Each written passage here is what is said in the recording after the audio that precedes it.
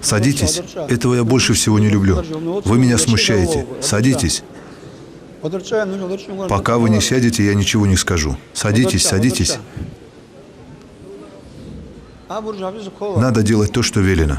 Все, кто там стоит, все садитесь.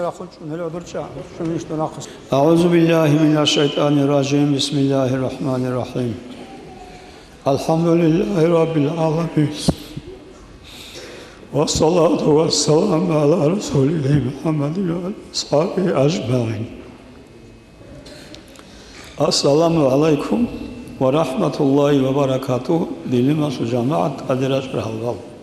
Джамаат селения Дылым и приезжие гости. Не хочу хвалить вас в лицо.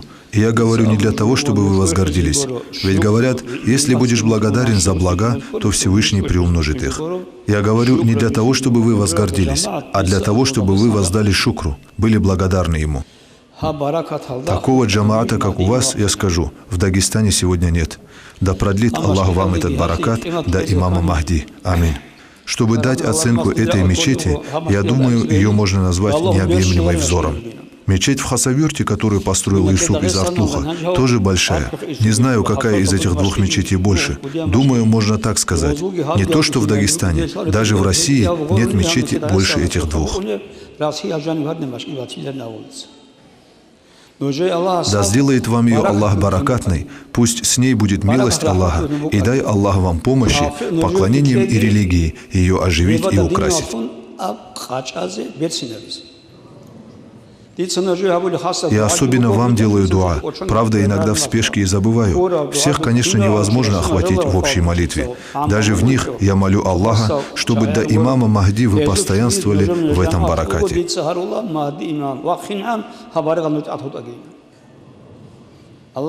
Пусть Всевышний оставит вас в таком состоянии. Теперь, это, конечно, не ново, в книгах тоже об этом написано, многое мы и слышали о строительстве мечети. В судный день, говорят, Аллах обращается к народу. «Вставайте, мои соседи». Все смотрят друг на друга и говорят: «О Господь, разве у Тебя могут быть соседи?» «Да, конечно, у меня тоже бывают соседи».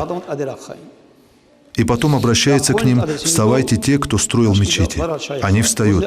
Им повелевают, чтобы они шли в рай. Их отправляют в рай без допроса. Тех, кто строил мечеть, даже если он один. Вот у вашего джамаата, включая детей и женщин, думаю, нет никого, кто чем-нибудь не помог. Пусть Аллах эту мечеть сделает причиной того, чтобы вас отправили в рай одним повелением: идите.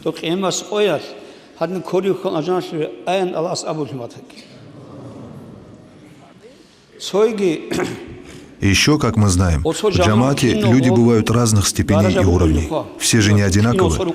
Так же, как и здесь, на этом свете, там тоже люди бывают разные, с разными достоинствами и макамами. Вот один джамаат подходит к мосту Сират. Это те, кто отправлен в рай. И когда они приблизятся к Сирату, их охватит страх. Дальше они идти не смогут, будут, столпившись, ждать. Тут придет ангел Джабраил, алейхиссалам, и скажет: «Чего вы ждете? Почему не переправляетесь?» Они ответят: «В Аллах мы боимся». Их спросят: «Когда вы были на земле, как вы плавали по морю?» «На кораблях», ответят те. Он отходит куда-то, а возвращаясь, тянет за собой мечеть, как мы тащим телегу. «Вот, заходите сюда и переправляйтесь». Они забираются в мечеть и переходят через Сират. Дай Аллах, чтобы и ваш джамаат подобным образом перешел мост Сират. Теперь, хотя об этом было сказано, получается, что повторяюсь. Когда в 99-м году бандиты со стороны Чечни напали на нас, ваххабиты были разоблачены. То, что не является истиной, не останется неразоблаченным. Тем, что напали на нас, они сами себя разоблачили. Это нападение послужило причиной их самоуничтожения. Какую пользу они от этого получили, я тоже не знаю. Аллах своей милостью нас уберег. Сначала они дошли до Ансалты. Об этом рассказали многие люди, не один человек. То, что рассказывает множество людей, бывает истиной. Мне тоже говорили разные люди. Они дошли до Ансалты во время утреннего намаза. И, услышав там азан, призыв на молитву, Араб, находившийся среди них, один он был или несколько, я не знаю, удивился. Что это такое? Здесь же звучит азан. Куда вы меня привели? Их же позвали якобы на газават против мушрикинов. Он, естественно, отказался идти, стал сопротивляться. Но если он вернется обратно, он же расскажет своим обо всем, что здесь все не так, как их хотели убедить. И как же теперь отпустить его обратно? Взяли и убили его. Один он был или их было 10? Разве так к исламу призывают? Второе. Один человек из Буйнакска мне рассказал, что ему кто-то очень сильно хвалил ваххабитов. Это было в то время, когда происходили все эти события. И тот, кто мне рассказывает, спросил того: «Брат, насколько ты хвалишь этих ваххабитов? Что же ты такого увидел в них?» Он отвечает: «В Аллахе у меня был сын, не совершающий намаз. Они заставили его совершать намаз». «Как же они заставили его совершать намаз? Что они с ним сделали?» — спрашивает его. Тот говорит: «Они пригрозили натравить на него овчарку, если он не будет совершать намаз. Напугали его, и он был вынужден согласиться с ними». Вот так и совершает намаз. Разве это да'ват? Разве так призывал к исламу пророк, саллаллаху алейхи вассалям? Пророк, алейхиссалату вассалам, и последующие халифы завещали тем, кто шел на газават в дальние города, чтобы они не трогали стариков, детей и женщин, не трогали имущество и не вырубали деревья. Вот так должен идти да'ват. А такие неразумные, невежественные дела их же разоблачают. Все это прошло, хвала Аллаху. Но и теперь, братья, снова те, кто нас не любит, те же невежды, несовершенные умом заблудшие люди, хотят устроить у нас то же самое. И вы это знаете. Они ищут это.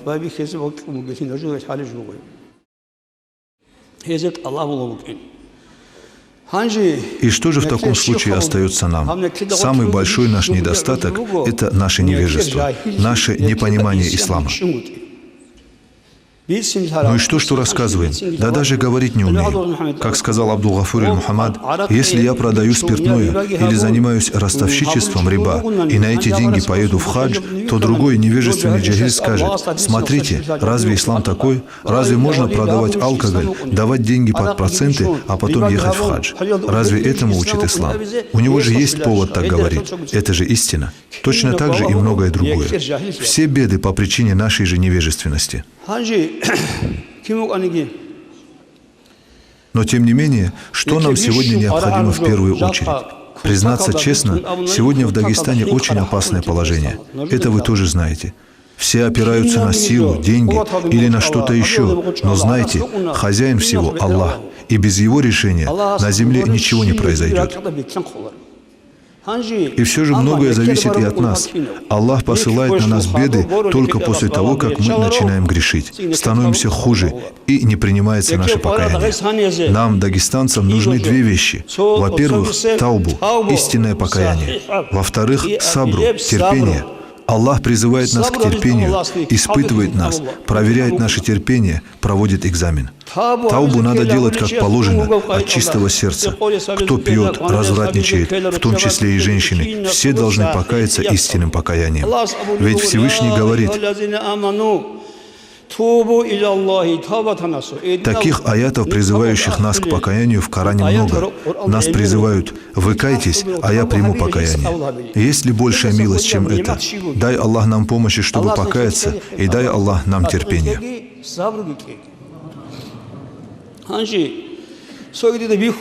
Еще я вижу, среди нас, среди нашего народа очень сильно распространилось насилие друг над другом. Вот чего я боюсь больше всего. Нельзя совершать насилие даже над мухой или комаром без причины. Как можно совершать насилие над созданием Всевышнего? Это приводит нас в огонь.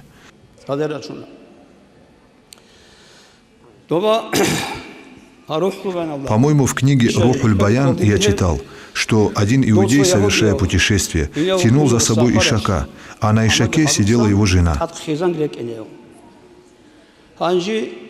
Ишак этот, естественно, был откормленный, сильный, но как в наше время заботиться об автомобилях, ведь это же его транспорт.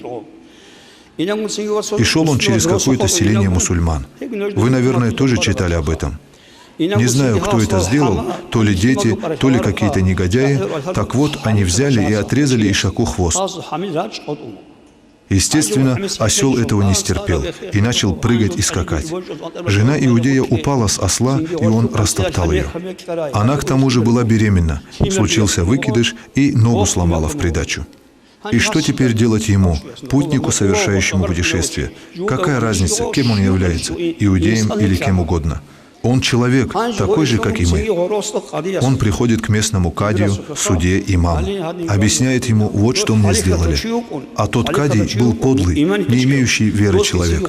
Он поиздевался над ним и никакого решения по этому поводу не принял.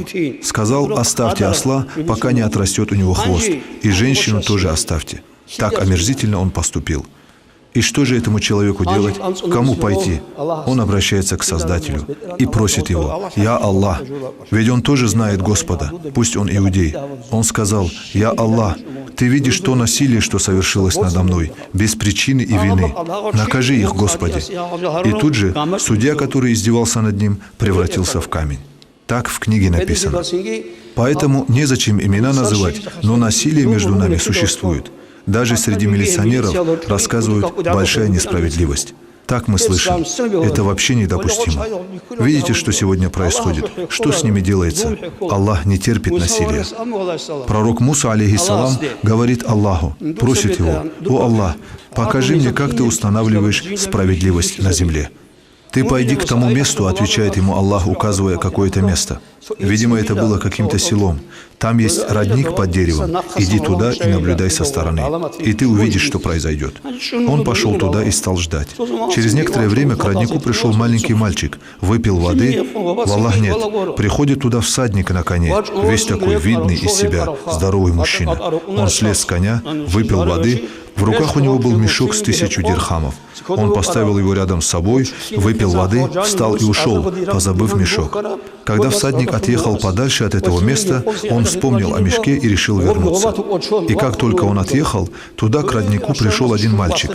Он нашел этот мешок, сразу же забрал его и ушел оттуда, выпив воды. Сразу после этого, как только он исчез из виду, к роднику пришел один слепой человек. Сидит он себе спокойно, воду пьет, умывается, и в это время тот самый всадник, вспомнивший о мешке, возвращается сюда к роднику. Он находит здесь этого слепого и говорит ему: «Верни мои деньги, которые я здесь оставил». «Что за деньги? Я ничего не находил здесь». «Как не находил? Куда они могли деться? Ведь кроме тебя сюда никто не приходил». А ребенок уже исчез из виду, он его не видел. «Я слепой человек, как я могу увидеть твои деньги? Как я могу их взять?» — отпирается тот. Ведь и в самом деле он их не брал. Тот всадник убивает этого человека и уходит. Он убил этого слепого человека. И тогда Муса, алейхиссалам, обратился к Господу: «О Аллах, объясни, в чем же дело? В чем мудрость?» В чем же, Муса, может быть мудрость? Тот самый всадник удержал 1000 дирхамов у отца этого мальчика. Отец его умер, а мальчик остался сиротой. А я вернул ему его же имущество отца, удержанное тем человеком. А кто же тот слепой? А слепой когда-то убил отца этого всадника. Он был врагом, кровником этого всадника. И я отдал ему для возмездия его врага. Так я вершу свои дела. Аллах не оставляет насилие без возмездия. И поэтому дай Аллах помощи всем. Что еще вам рассказать, мои друзья? Других тем у меня не бывает. Ничего другого. Пусть Аллах сделает этот наступающий месяц Рамазан чистым от всяких войн и конфликтов. Да сделает Он его благодатным, прекрасным и милостивым. Дай Аллах провести его красиво, не лишаясь никого. Когда наш пророк, алейхиссалату вассалам, ушел из жизни, народ был в смятении. Все будто ума лишились, не зная, как перенести то, что случилось.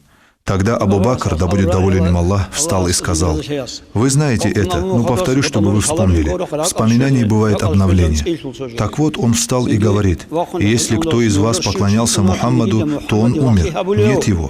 А кто поклонялся Аллаху, то он жив».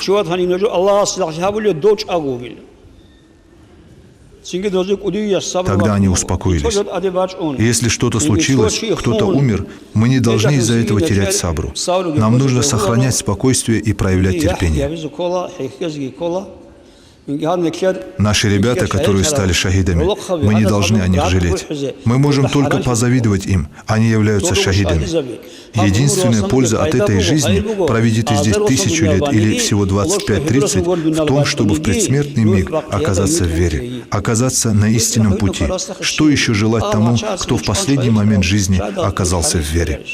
Разве не должны мы завидовать тем, кто стал шахидом от рук этих разбойников? И поэтому, братья, истинный мусульманин, даже если все умрут, и останется он один, единственный мусульманин, он не даст этим ваххабитам слова, иншаллах. Сегодня Аллах помог, привел меня сюда. Огромное счастье для меня сегодня видеть вас и ваш маджлис. Я Аллах. Это ваше подрастающее поколение пусть останется таким же, и да не уменьшится баракат до появления Махди. Аминь. Тот иудей, о котором мы рассказывали, вы можете подумать, разве у иудея тоже Аллах принимает дуа? Для принятия дуа есть условия, несколько условий, не так ли? Говорят, есть два обстоятельства, при которых Аллах принимает дуа даже при отсутствии условий. Из них один – случай с тем самым неверующим. Например, если неверующий попросится в рай, то эта просьба не принимается. То есть, если он попросит для себя. А его дуа для другого Аллах принимает, даже если условия отсутствуют. Дуа принимается, если он мустаррун, в безвыходном положении, в отчаянии. Будучи в таком положении, он действительно понял, что не к кому больше обратиться, и в отчаянии обращается к Аллаху. Вот я перед тобой, о Аллах. Если кто попросит, будучи в положении мустаррун, то есть в безысходном положении, Аллах принимает дуа этого человека, невзирая на условия. И вот так, даже если дуа для себя у него не принимается, на его просьбу за другого это не распространяется. И поэтому из-за дуа иудея тот человек превратился в камень. Упаси нас Аллах от насилия. Это очень плохая вещь. Там, на 3-м этаже, какую работу надо сделать? Штукатурить, пол. Сколько человек там помещается? Там около 800-900 человек поместится. Это очень хорошо, что с запасом. То, что один раз сделано, вот в Буйнакске, сколько расширяли. Даже сегодня в нашем селении, если все, кто обязан совершать пятничный намаз, придут, нужна будет еще такая же мечеть. Как раз такая же мечеть, хотя бы такая, иначе вообще нельзя. Пока не приходят, этого хватает. Но с каждым днем приходит все больше людей. Поэтому, друг, это ваше самое большое везение. Тому, кто заложил фундамент этой мечети, надо вручить орден. Обычно многие, кто закладывает фундамент, уменьшают, не увеличивают его. Очень хорошо сделали, что увеличили мечеть. Вот и 3-й этаж в запасе. Когда строилась наша мечеть в Черкее и закладывали фундамент для нее, хотели заложить меньше наполовину. Джамаат, вы что? Расширяйте. Насколько возможно расширяйте, говорю я. Некоторые не соглашались. Как так было бы? Моими устами обрела она эту площадь. Упрямо хотели построить ее наполовину меньше той, что есть. Если бы это произошло, надо было бы заново строить большую мечеть. Вот такие дела. Пусть Аллах сделает баракатным. Для мусульманина, для му'мина, вы, наверное, тоже нашли это в книге Абдул-Хамида Афанди. Если произнести один салат аль-Фатих и отправить душе умершего, то этот человек то ли на 80, то ли на 40 дней избавляется от кары. А если дать вознаграждение 3 салат аль-Фатиха, то этому человеку мук не видать вообще. Вы не сомневайтесь в этом, поскольку в этом проявляется всемогущество Аллаха. Если бы это было в наших руках, мы бы сказали, разве такое бывает из-за 3 салаватов? Милость и милосердие Аллаха очень широки. Он очень милостив к рабам. В этом вы не сомневайтесь. Один салават то ли на 40, то ли на 80 дней освобождает его от мук. Если дать 3 салавата, ему мук вообще не видать. Разве это маленькая вещь? Я за тебя тоже прочту, если услышу, что ты умер, и ты прочти за меня. Наша встреча подошла к концу. Пусть Аллах, так же, как и сегодня, благодаря своей милости, не нашему поклонению и не нашей способности и усердию, соберет нас на Махшаре. Есть надежда. Надеюсь на Аллаха. Потому что человек будет с тем, кого он любит. Мы являемся теми, кто любит тех шейхов, цепочки Нахшубандия и Шазилия, начиная от пророка, алейхиссалату вассалам, и до нас. И нет в уммате людей достойнее их. Если бы мы не любили их, разве мы пришли бы в этот тарикат? На основании этого мы можем надеяться, иншаллах, что мы будем с ними. Дай нам Аллах это.